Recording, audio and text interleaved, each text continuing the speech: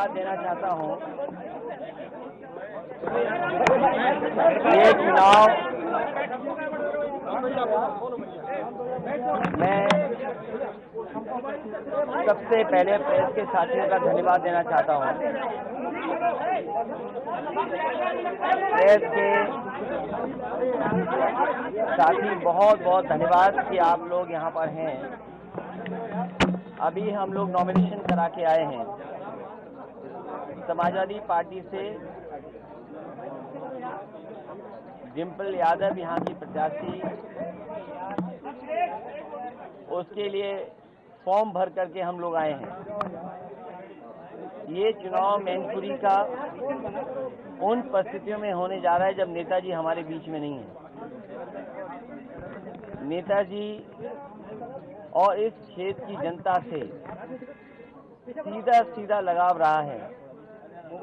नेताजी की अपनी शुरुआत और राजनीति का पूरा संघर्ष यहीं मैनपुरी से और मैनपुरी की जनता के साथ और उन जनता के सहयोग और आशीर्वाद से ही आगे बढ़े हैं। आज जब नेताजी बीच में नहीं हैं, मैं मैनपुरी की जनता से यही अपील करना चाहता हूं कि नेताजी के जो बताए हुए रास्ते पे हम सब चलेंगे। नेताजी का दिखाया हुआ रास्ता, जो राजनीतिक सम्मान, जो सामाजिक सम्मान और आर्थिक लड़ाई जो लड़ी है, उन सिद्धांतों को आगे बढ़ाने का समाजवादी पार्टी काम करेगी। डिम्पल यहाँ से प्रत्याशी हैं और मुझे पूरा भरोसा है यहाँ की जनता एक बार फिर, और जिस तरीके से हमेशा साथ दिया जनता ने, नेताजी के नाम पर इस चुनाव को ऐतिहासिक वोटों से जिता करके जनता भेजेगी। मैं डिम्पल से कहूंगा कि एक बार वो भी कहते हैं। अध्यक्ष जी, शिवपाल सिंह जी नहीं नजर आ रहे हैं नामांकन में। सभी मीडिया साथी जो आज यहाँ उपस्थित हैं, धन्यवाद, उन सबका धन्यवाद देना चाहूंगी। मैनपुरी ने नेताजी को पहचान दी और नेताजी ने मैनपुरी को पहचान दी। नेताजी का आशीर्वाद हमेशा मेरे साथ रहा है और मुझे पूरी उम्मीद है कि मैनपुरी की जनता का आशीर्वाद भी समाजवादी पार्टी के साथ रहेगा आने वाले चुनाव में। धन्यवाद।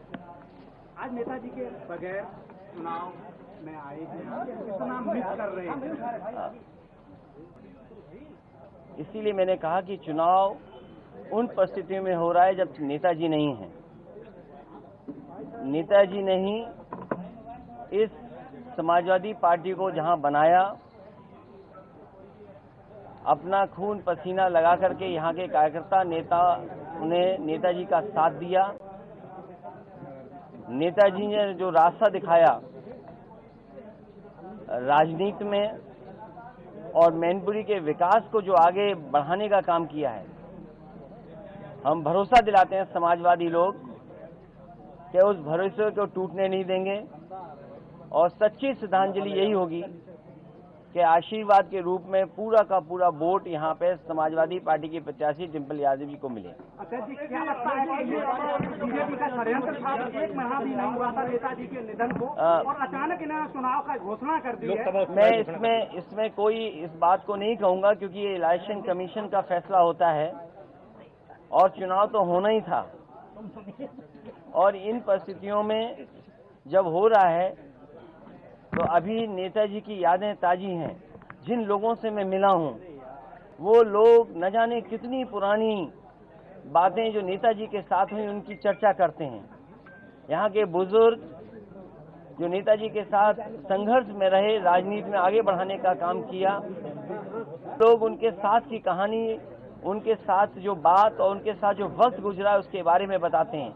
नेताजी की यहाँ बहुत सारे परिवार हैं जिनके साथ यादें जुड़ी हैं, इसलिए नेताजी का ये चुनाव और नेताजी के ना रहने पर ये जो चुनाव होने जा रहा है, यहाँ की जनता जिस तरीके से उन्होंने विकास देखा है नेताजी के माध्यम से, ऐतिहासिक वोटों से जिता करके समाजवादी पार्टी को भेजेंगे।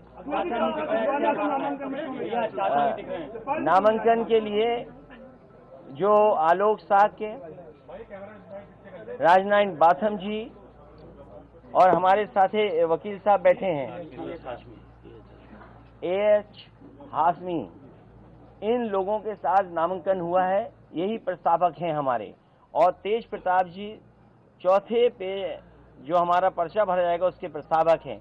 तो आज बहुत सादगी के साथ, क्योंकि किसी भी तरीके से कोई संदेश ऐसा न जाए कि समाजवादी पार्टी के लोग किसी खुशी के साथ कर रहे हैं। जब नेताजी नहीं हैं तो हम सब दुखी हैं, इसीलिए बहुत सादा तरीके से हमने कार्यकर्ताओं से निवेदन भी किया, अपील भी किया और वो हम लोग पर्चा भरे भी हैं। आश्रम गई थी, अभी जाने जा रहा हूँ, जाऊंगा मैं भाजपा के लिए कुछ नहीं कहूँगा। चाचा साथ में नहीं आए, कई लोगों को उम्मीद थी। मैंने आपसे कहा कि आज केवल प्रस्तावक और बहुत कम समर्थक के साथ हमने सादा तरीके से नॉमिनेशन किया है।